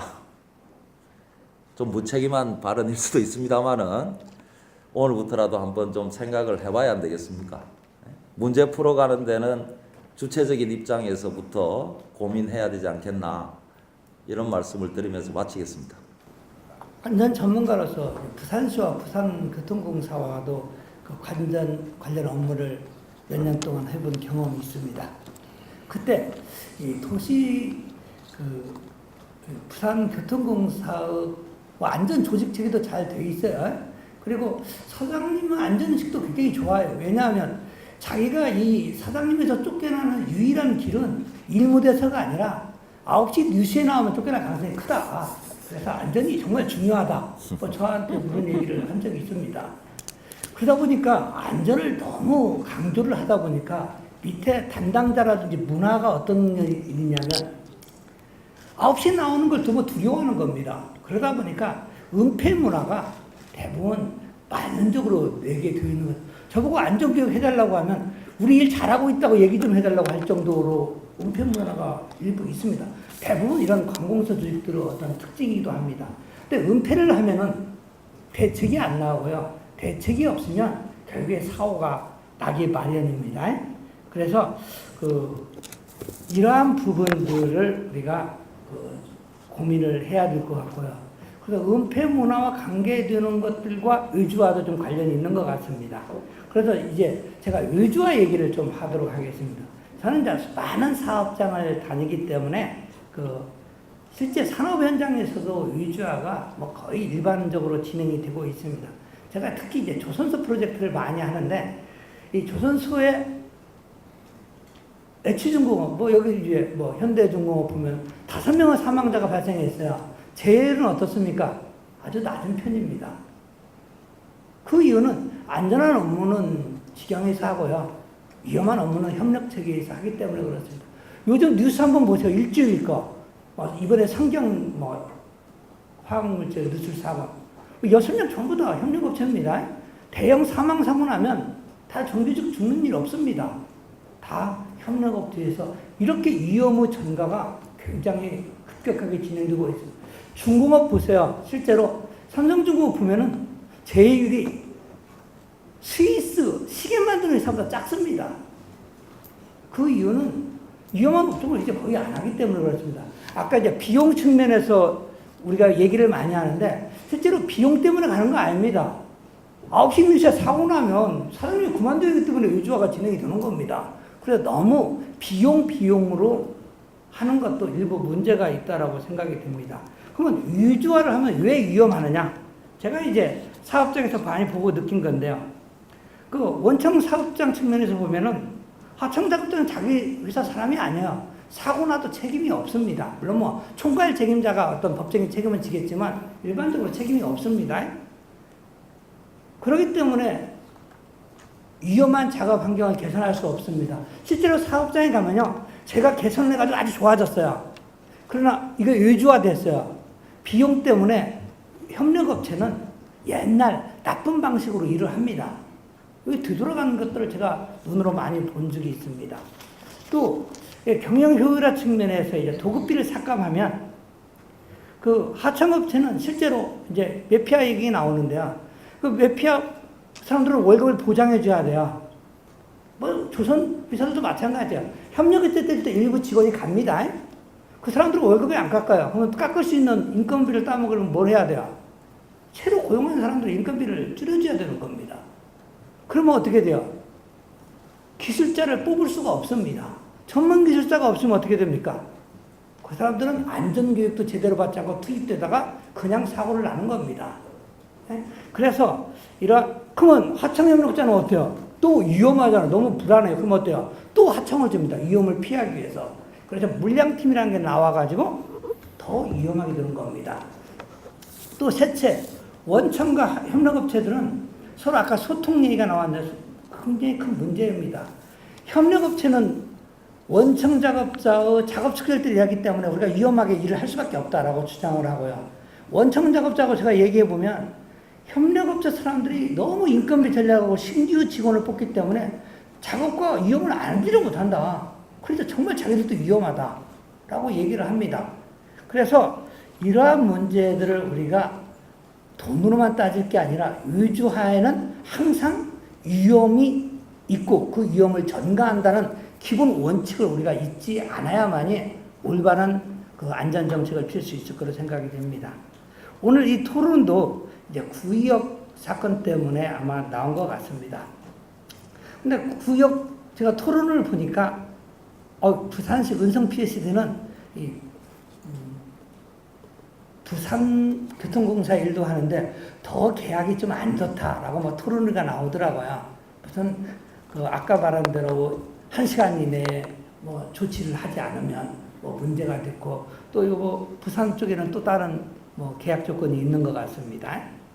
그리고 항상 그래요. 정규직이 좋은 점이 뭐냐면 사고가 나면은 항상 협력업체에 떠넘길 수가 있어요. 이번에는 좀 특수한 문제, 원래 그냥 넘어갈 수도 있는데 지하철 안에서 사고가 났고요. 아마 또 뭐 시장님이 정치인이기도 하고 또 하나는 거기서 나온 컵라면도 사람들 가슴을 좀 울렸던 게 아닌가 생각이 듭니다. 이런 일들이 실제로 많이 있었습니다. 4번이나 있었잖아요. 그래서 이번에 굉장히 이슈화가 된 거고요. 실제로 많은 사람들이 조심만 하면 사고가 안 된다라는 얘기를 많이 합니다. 그리고 책임자를 작업자한테 떠넘기려고 해요. 그러나 이러한 것들은 일시적이지 지속적인 효과를 내지 못합니다. 우리 한국 정부 안전구호가 뭐냐면 조심조심 코리아입니다. 조심하라는 얘기입니다. 그러나 실제로 어때요? 작업자가 조심하지 않아도 사고 나지 않는 작업장이 돼야 되는 겁니다. 인간이 어떻게 실수를 안 합니까? 로봇도 고장 나는데요. 그래서 인간은 조심을 할 수가 없어요. 구조상, 특성상. 조심하지 않아도 사고 날 수 없도록 만드는 것들이 좋은데 대부분 그런 대책은 강구하지 않고 너무 좀 거대한 대책만 세우는 것 같습니다. 그래서 이제 현재 이제 논의되고 있는 대책들을 제가 보면은 제가 말한 대로 제일 중요한 것들은 작업자가 잘못을 해도 사고가 나지 않는 시스템. 이게 실제로 가장 중요해요. 왜냐하면 시스템이 나쁘면 이 정규직원이 일해도 결국에 사고가 나기 때문에 그렇습니다. 예? 그래서 스크린 도어가 열려 있으면 자동차가 들어오지 못하도록 하는 근본적인 시스템, 이런 것들이 가장 우선순위라 돼야 돼요. 그러나 스크린 도어 업체의 문제인지 고장이 너무나 가지고 제가 보기에는 열려 있어서 멈춘다고 하면 매일 아마 지연이 될 거로 생각이 듭니다. 그래도 우리가 꾸준히 해야 됩니다. 요청을 해야 됩니다. 그렇지 않고서는 근본적인 안전을 해결될 수 없을 거로 생각이 되고요. 그리고 이 부산교통공사처럼 시민의 안전과 관계되는 것들은 비용 측면이 아니라 안전 측면에서 좀 정규 직원으로 일하는 게 좋습니다. 의주하면은 반드시 사고율 아까 얘기했잖아요. 부산시 적다. 제가 부산교통공사 사고를 뜰 수 있어요. 와가지고요. 저보고 만약에 사장님으로 하면 다 의주화를 주면 돼요. 그리고 의주화 시킨 사장은 다 자른다라고 하면 어떻게 돼요? 다 숨깁니다. 다 숨겨요. 그리고 제휴율 팍 떨어져요. 0.1. 만들 수 있어요. 그러나 진짜로 그게 안전한 사업장이냐? 그건 아니라는 얘기입니다. 아니라는 얘기예요. 또 제가 이제 이 부산교통공사 뭐 대책회의도 좀 들어가고 했는데 가면 저도 실제로 지하철 잘 안 타요. 예? 그래서 보고를 받고 말하려고 하면 참 어려워요. 그래서 회의가 있는 날이면 저도 꼭 지하철 일주일 동안 타고 다녔던 기억이 납니다. 실제로 외부 전문가들은요, 점검 때부터 참여를 해야 돼요. 그래서 문제점을 공유하고 대책을 공유를 해야 돼요. 그래서 그러한 것들은 여기 시민단체들과 여러분들이 해서 어떤 공정한 외부 전문가들과 같이 만들 수 있는 방법들이, 그래야 항상 공기업이 갖고 있는 은폐 문화를 우리가 제어를 할 수 있다고 생각이 됩니다. 그리고 또 하나 좀 아픈 부분도 있는데요. 실제로 서울에서 보았듯이 부산시나 부산공사의 고위공직자가 업무에 무관하게 하청업체라든지 낙하산 인사가 있는지 한번 파악을 해볼 필요가 있습니다. 그러한 것들은 약간 구조적인 문제가 있기 때문에 굉장히 위험해요. 부산교통공사 고위직은 부산시에서 오고 협력업체 고위직은 부산교통공사에서 온다. 그런 아주 마피아적인 구조예요. 왜냐하면 그렇게 내려오는 마피아 구조들은 월급을 깎을 수가 없어요. 그럼 누구를 깎아야 돼요? 신규 채용자를 깎아야 됩니다. 아주 저임금 구조와 환경이 나쁘게 되는 겁니다. 여기서 우리가 안전을 기대할 수가 없습니다. 그래서 이러한 구조적인 문제도 해야 될 걸로 생각이 되고요. 또 이제 마지막으로 제가 이제 부산교통공사는 부산 산하기관입니다. 아까 말한 대로 부산시와 계약을 해서 평가를 받아요. 그래서 부산시의 안전 의지가 실제로 부산교통공사 사장님 의지보다 더 중요해요. 왜냐하면 부산시와 업무 측에서 평가를 받기 때문에 그래요. 근데 부산시는 제가 일을 해보지만은 시민에 대한 안전 의지가 있는지 의문을 가질 때가 참 많습니다. 원자력 안전의 방사선 비상계획 구조, 대한민국에서 제일 작아요. 영광, 사람이 안 사는데도 30km, 울산도 30km인데 부산만 20km예요. 왜 그러냐? 사람이 많다 그래요. 아니, 사람이 많으면 더 대책이 강구해야지. 사람이 많다고 대책을 축소한다. 좀 이상한 것 같고요. 신고리 5, 6국 이번에 건설허가 아무 반응이 없어요. 사고 나면 부산 시민 엄청난 사람들이 어떻게 될지 모르는데 아무 발표가 없어요. 이런 것들은 제가 보기에 안전의식이 좀 문제가 있지 않냐라고 생각이 듭니다. 서울시에서 한번 이런 구역 사건 토론회가 있었어요. 박원순 시장 토론회 나와서 부산 대책을 발표를 합니다. 부산시에서 안전토론회가, 제가 안전 전문가지만 별로 없어요. 토론회 나가도 마찬가지입니다. 오늘 여기 있는 것처럼 항상 제가 부산시 공무원과 시장님 나온 안전 토론을 본 적, 물론 부산시에 나온 토론은 있었습니다. 방사선 비상기획 구역 같은 것들은 저랑 같이 토론한 적이 있는데, 뭐 시장님 나와서 안전 정책을 뭐 얘기하거나 한 적이 없는 것 같습니다. 실제로 최고 책임자가 안전 정책을 표방해야 그 밑에 있는 담당자들의 안전을 가지고 시급하게 되는 겁니다. 이 사람들은 안전 안 하는데 밑에 있는 사람이 안전하자고 하면 말이 먹힙니까? 그래서 우리가 위에 그 안전에 대한 강한 요청이 있어야 될 거로 생각이 되고요. 특히 이제 오늘과 같은 안전에 대한 공론화가 굉장히 중요하다고 생각이 듭니다. 그래야만이 안전한 부산이 될 수가 있고요. 위험이 두려워서 알리지 않는 부산은 안전할 수가 없습니다. 네, 이제 한 30분 정도 남았는데요. 오늘 잠깐 빠른 속도로 우리 발제자께서 두 분께서 토론해 주신 분들의 토론문을 듣고 멘트 하실 내용이 있으면 해주시면 고맙겠습니다. 통상적으로 이제 외주가 하는 목적은 비용 절감을 목표로 합니다. 사실상 지하철 기준으로 봤을 때 일정 정도 비용은 절감이 됩니다. 근데 그 눈에 보이지 않는 비용 증가분에 대해서는 반영을 안 하고 있는 게 현실이죠. 근데 이러한 비용 절감을 목표로 했을 때 외주가 어떤 노동자들한테 어떤 영향을 미치느냐, 그 외주 용역업체의 비정규직 노동자들에게 통상적으로 다 패턴이 똑같습니다. 일단 이직률이 높아집니다. 또 다른 거는 그 이직률이 높아짐으로 인해서 발생되는 게 기술적 노하우 축적이 안 돼요. 사명감이 떨어져, 애사심이 부족하고, 자기 일에 대해서 자신감하고 자부심이 없으니까 노하우가 기술 축적이 안 됩니다. 그 다음으로 안전에 영향을 미치게 되는데, 이러한 부분들에 대해서는 기본적인 연구가 다 되어 있기 때문에 나와 있는 내용들이에요. 근데 이런 부분들이 외주를 나갈 때, 그 경영진이 외주를 내놓을 때 고민을 안 한다는 게 이게 가장 큰 문제예요. 이런 통상적인 외주화를 통해서 이익을 보는 집단들이 있습니다. 그걸 이제 나열을 해보면, 일단 시민들한테는 불안감을 조성하고 안전에 위협을 주죠. 근데 노동자들한테 아까 그렇게 고통을 줍니다. 반대로 매피아들한테는 안정적인 경로감을 형성해 줍니다. 그래서 정규직 경로감이 되는 거죠. 경영진한테는 또 다른 성과를 줘서 자신들이 더 이득을 또 챙겨갑니다. 근데 정부한테는 이게 어떤 영향을 미치냐? 최종적으로 민영화, 사유화하는 데 이 토대를 갖추게 됩니다.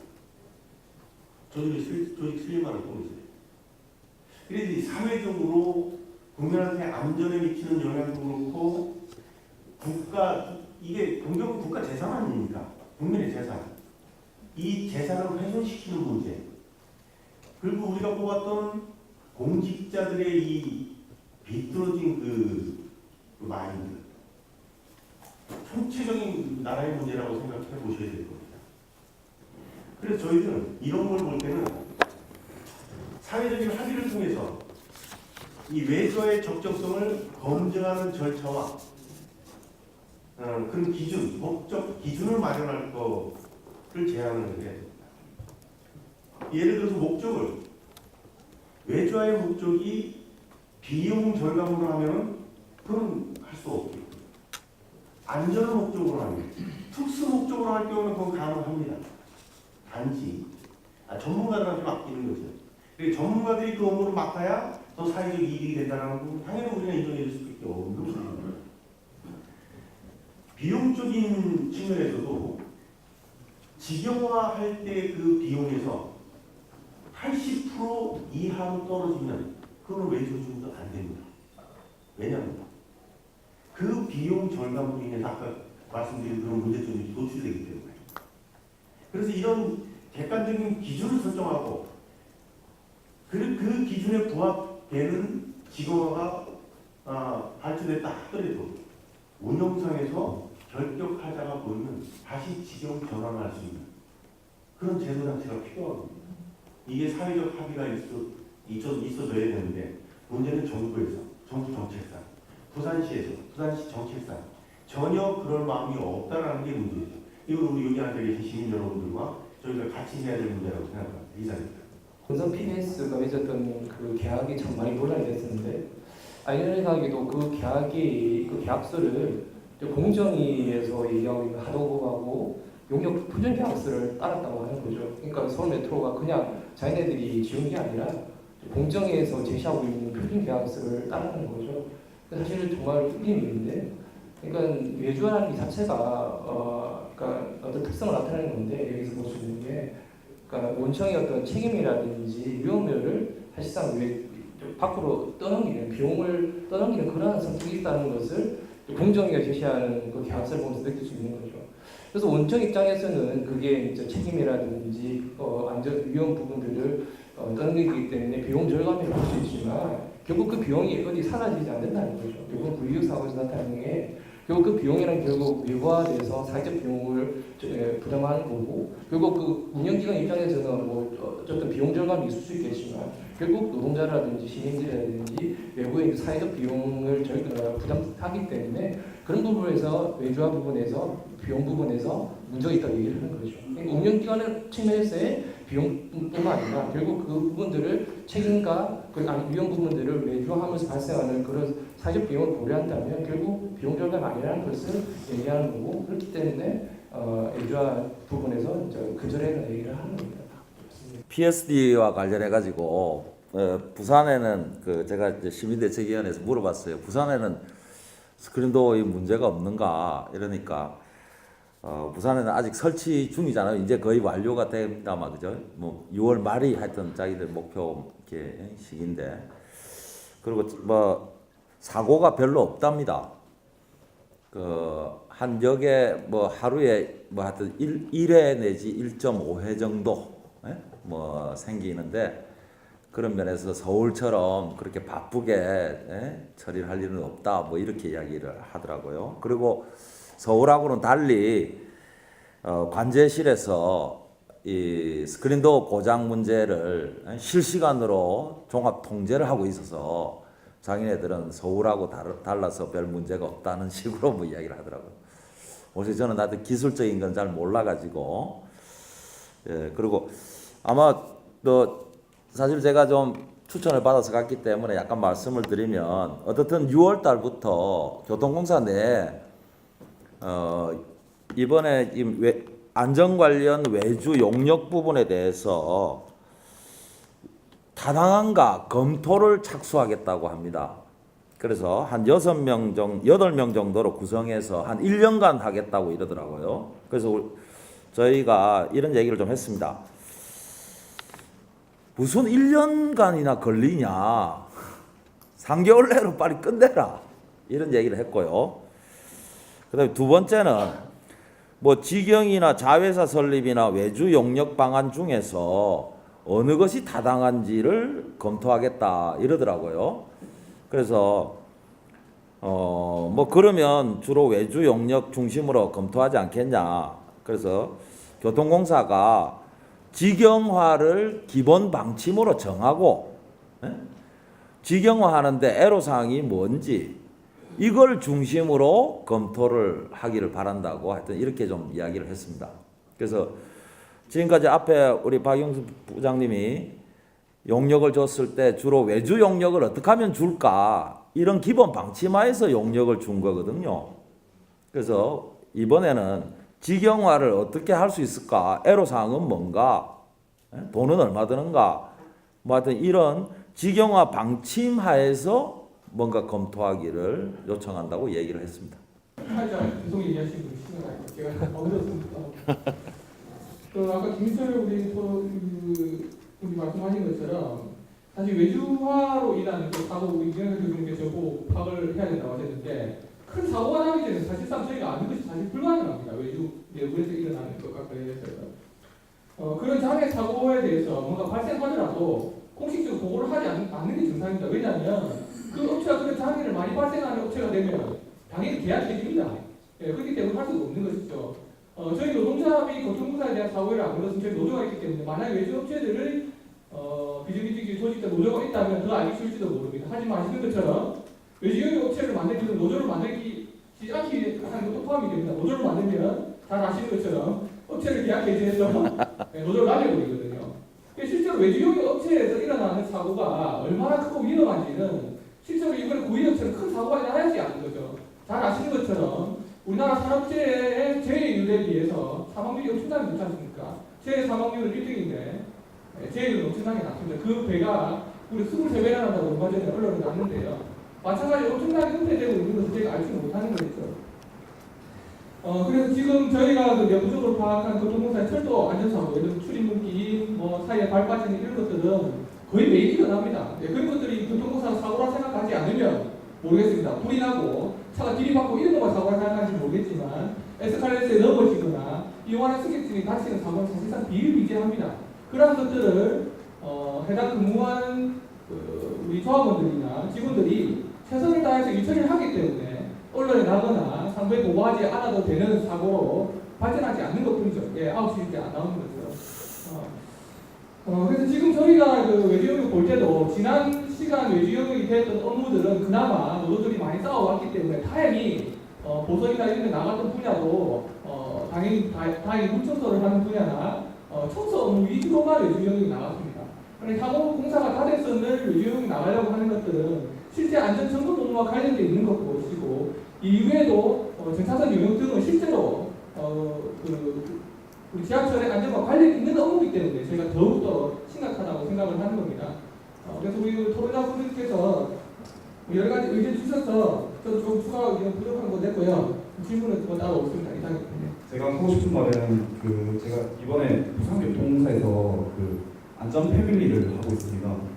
이번에 안전 패밀리가 어떤 활동을 했었냐면 지하철에서 만약에 사고가 났을 경우에 그런 사고가 났을 경우 사람들이 당황해서 그냥 바로 문을 연다든지 그런 일이 있을 수가 있기 때문에 그런 시민들 중에서 몇 명을 뽑아가지고 안전 교육을 시킨 다음에 어떻게 그렇게 위험한 상황을 대처해 나갈 수 있을지 교육하는 그런 프로그램이 있었습니다.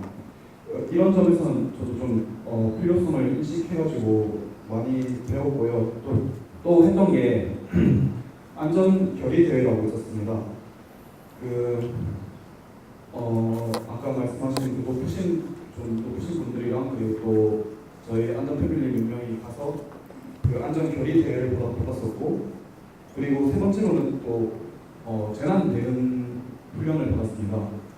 일단 거기서도 봤는데 좀 일단 형식상 하는 느낌이 좀 많았고요. 일단 뭘 하는데 좀 진심이 안 느껴지고 조금 겉보기만 뭔가 화려한 그런 게 좀 많이 느껴졌었습니다. 그래서 결국 이런 점에서 그래도 안전 쪽으로 그래도 관심을 부산교통공사가 갖고 있다는 점에서 조금 괜찮다고 생각했고, 하지만 문제점이 뭔가 보니까 일단 제가 원래라면 기획과를 2년 정도 다녔습니다. 기획과를 다니면서 느꼈는데 일단 기술적으로 열심히 공부를 하다가 보면 이게 말을 안 하게 돼요, 사람이. 그러니까 너무 기술적으로만 하게 되니까. 그래서 제 생각에는 좀 기술자분들이 좀 더 자기 의견을 더 내고, 그리고 또 아무래도 이런 일들이 전부 다 사무직 위주로 가지 않습니까? 경영이나 행정 쪽으로 다 갈 건데, 제 입장에서는 제가 기획과를 해보면서 느낀 건 공학자들이나 또 전문대에 다니신 분들도 좀 힘을 얻을 수 있는 사회가 되어야 한다고 생각합니다. 감사합니다. 근데 그걸 체험하신 분은 부산교통공사 안전에 대해서 책임진다고 하는 신경을 쓴다고 생각을 하신다고 했는데, 그건 요식행위잖아요. 실제로 안전에 대해서 시스템을 바꾸는 게 아니고 사고가 났을 때 그것을 탈출하고 하는 모든 책임을 이용객들, 시민들에 넘긴다고 생각합니다. 만약에 공사에서 그렇게 한다 그러면 그만큼 지하철을 이용할 때 위험에 노출된다는 걸 반증하는 거잖아요. 그럼 시스템적으로 그걸 보완을 해야 되고 영문을 배치하든 안전용을 배치하든 그런 일이 안 일어나게 먼저 해야 되고 일어나더라도 공사 자체가 내부에서 해야 되는데 그걸 시민한테 책임을 떠넘기는 거죠. 그래서 그런 부분에 대해서 저한테 필요하지 않나 보여주세요.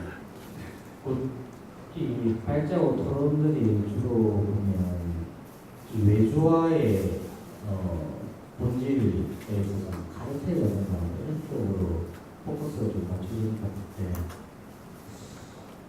그리고 실제로 보면 이 김종석 본부장님께서 다른 지자체제 사례도 설명해 주셨습니다.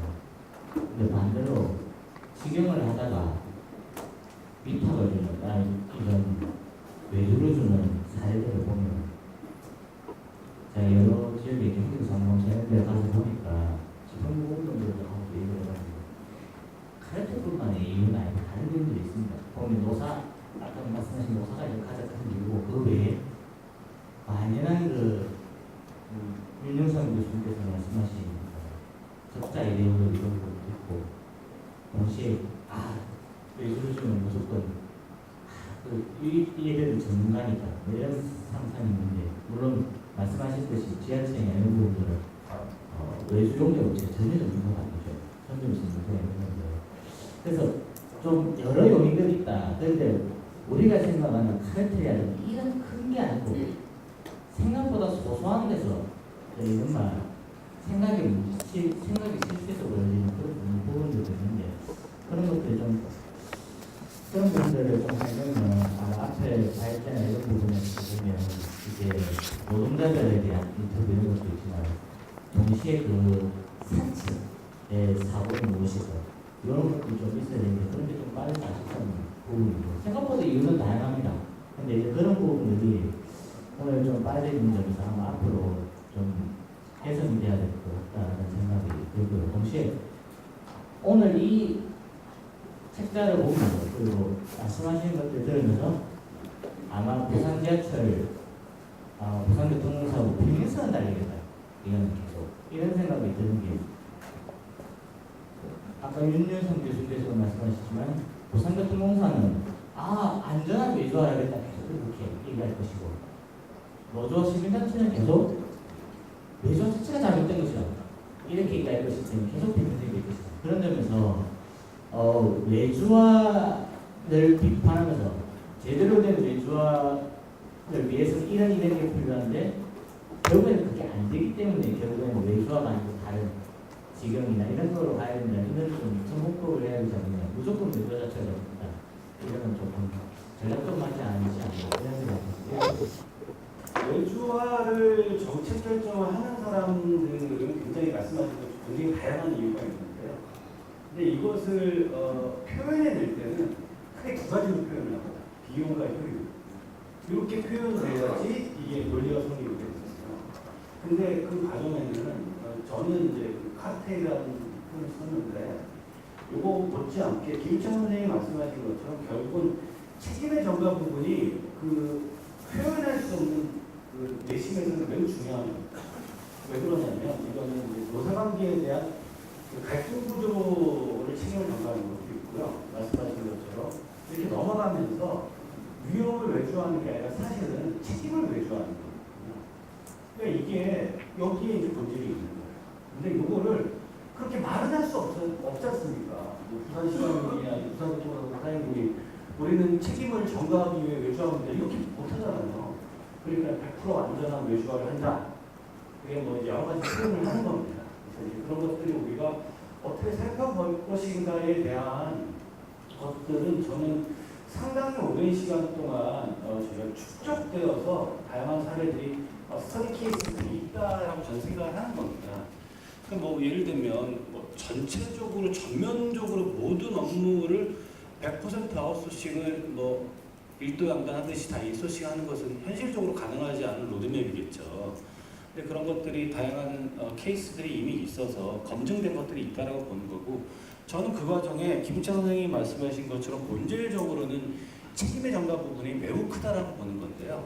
근데 이 구조를 혁파하는데 제가 보는 왜 카르텔이라는 표현을 썼냐면은 부산교통공사 사장님이든 부산시장님이든 정책결정권자들은 공공기관에서 제일 중요한 건 시민들의 지지거든요.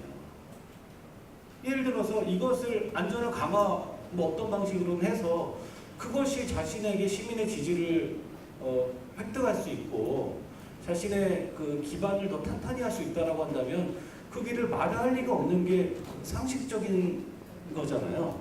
근데 그걸 안 하는 이유는 뭐 무엇인지에 대해서 우리가 한번 따져봐야 된다는 겁니다. 근데 그 과정에 지난한 다른 지자체의 케이스나 아니면 외국의 사례나 이런 것들을 봤을 때 그 본질적인 부분에서는 결국 그런 부분이 그 카르텔에서 얻는 것들의 이익이 더 크기 때문에 그렇다고 우리가 좀 볼 수 있는 거 아니냐는 주장이었다라고 생각하고 있고요. 말씀해 주신 지적은 사실 공무원 입장에서는 100만 가지 이유가 있잖아요, 원래. 뭐 그런 거 이상입니다. 외주화가 왜 일어나는가에 대한 근원적인 원인을 이렇게 쫓아 올라가다 보면 정부 정책이 나옵니다.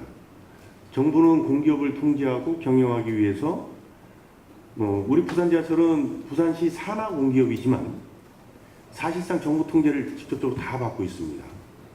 공기업 경영평가라는 그 내용을 통해서 공기업이 일일이 다 지배를 받고 있습니다. 그 경영평가 내용의 주요 항목에 보면 인원 감축을 통한 그 재정 절약, 예산 절약, 요 항목으로 그 항목이 주요하게 반영이 되는데 그 경영진 CEO의 경영평가예요. 그 내용이 의미하는 거는 외주를 뭘 주던 이런 절감하는 부분이면 다 승인하겠다는 얘기입니다. 그러니까 현장으로 다시 내려오면 부산지하철 CEO가 결정할 수 있는 방법은 이걸 주던 저걸 주던 주는 게 자기들한테 유리합니다. 그러면 다 주고 싶은데 현실적으로 다 못 주는 거죠. 어떤 원인 때문에? 이런 원인이 있습니다. 현장의 노동자들과 경영진과의 그런 팽팽한 그런 싸움이 있습니다. 노동조합과 경영진.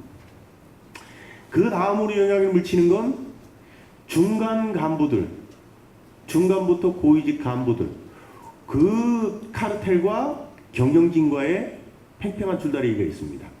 함부로 줄 수 없는 부분이 있다. 이렇게 되는 거죠.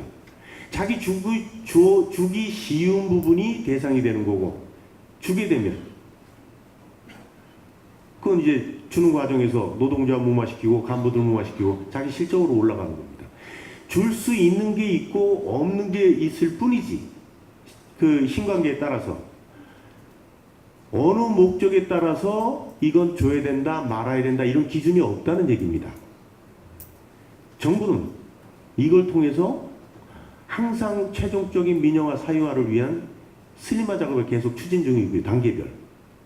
저는 이렇게 생각하고 있습니다. 이상입니다. 외주와 관련해서 저희 연구원에서 많은 좀 얘기를 했었는데 실제로 생명과 안전의 공공 부분에 유지하는 사실 그 아까도 박용수 의원님 말씀하셨지만 그 업무 자체의 민영화 아닐까 하는 생각이 들었어요. 그러니까 어쨌든 우리 사회에서 민영화 폐해에서 많이 인식이 되고 있는데 의외로 공공 부분에 국한한다면 사실은 결국 공공부문이 하는 이 업무를 외부로 돌리는 거기 때문에 그 업무에 한해서는 민영화라고 볼 수 있는데 그 폐해에 대해서는 그 외주화의 폐해에 대해서는 그 민영화만큼에 대해서는 좀 논의가 좀 안 되는 부분이 있어서 조금 그 부분에서 논의가 필요하다는 생각이 들고요. 그리고 사실은 사실 보수 진영에서는 뭐 학자들도 마찬가지지만 안전 그 외주 관리를 잘하면 되지 않겠냐 얘기를 하는데. 실제로 그 구역 사고의 가압 지수를 보면 사실은 그게 잘 된 거죠. 10분 이내에 출동해서 관리를 잘하는 것은 그렇게 점검을 한다는 것은 원청 입장에서는 관리는 잘하는 거지만 그 조건이 안 만들어진다는 거죠. 결국 본인들이 책임이라는 위험을 외주하기 위한 아까 공정위 계약에서도 나왔지만 본인들이 그걸 하지 않고 하기 싫으니까 그걸 떠나는 거고 외주업체들한테는 그렇게 하는 조건을 만들지 않았음에도 불구하고 그렇게 하게 강요를 하는 거죠. 그런 부분들이 전동차 경정비라든지 스크린 도어 사업에서 좀 드러났고요.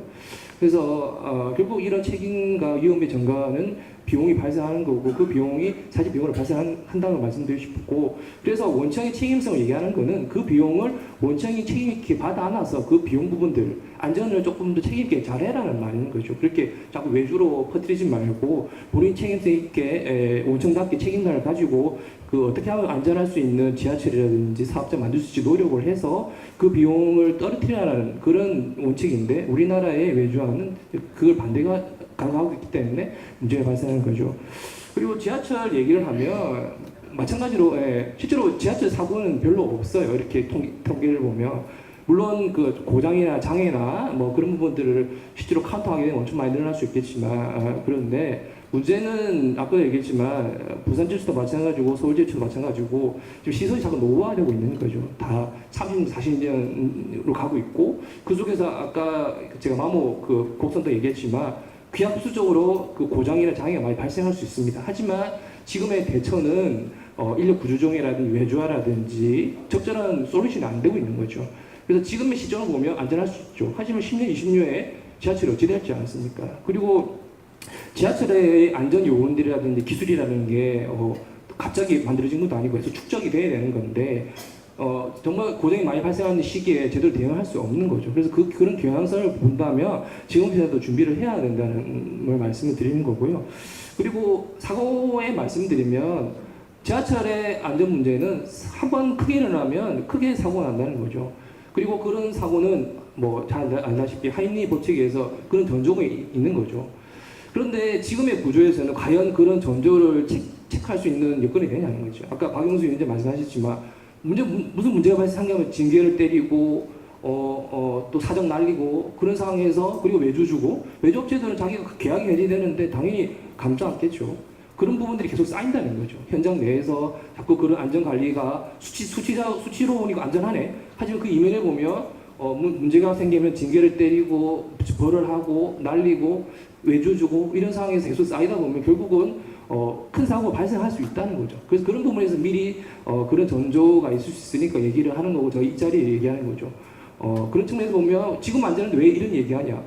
10년 후에 이렇게 가다 보면 이 문제가 발생할 수 있기 때문에 이런 자리를 갖다는 말씀을 좀 보수나 진보를 떠나서 안전 문제는 결국 자기 문제이기 때문에 내 사람 가족 문제이기 때문에 조금 더 미래를 보고 좀 얘기했으면 좋겠다는 말씀드립니다. 네, 이상입니다.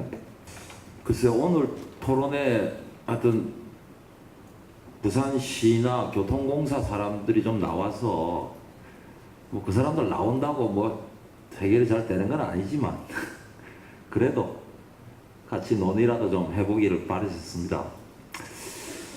가능하면 국토부에서도 좀 오라 하고 뭐 조금 아쉬운 점이 좀 있네요. 그 여러 가지 아까 그 이영 위원장님 말씀하신 사고 통계 작성은 어렵죠. 어떻든 은폐 문화도 있고요. 어렵죠. 어렵지만 어떻게 하든지 부산 지하철이 안전한지 안전하지 않은지 이데올로기 대립은 지속되고 있다는 겁니다. 우리가 어렵다고 그 문제를 회피할 수 있는가? 우리 노동운동 역사도 굉장히 오래됐으면 그런 것을 대응할 수준은 돼야 되지 않는가? 이런 기대를 표명해 봅니다. 또 하나 마지막으로 뭐 전체적으로 여러분들도 다 느끼셨겠지만 외주화는 뭐 아무리 노력해도 안전을 담보할 수 없을 것 같지요. 종합을 해보면 그렇습니다. 사실은 김우창 선생님도 여러 가지 저도 좋은 말씀 들었고 좀 배웠다고 생각을 합니다. 그런까지 종합을 해보면 외주화는 절대 안전을 담보할 수 없다.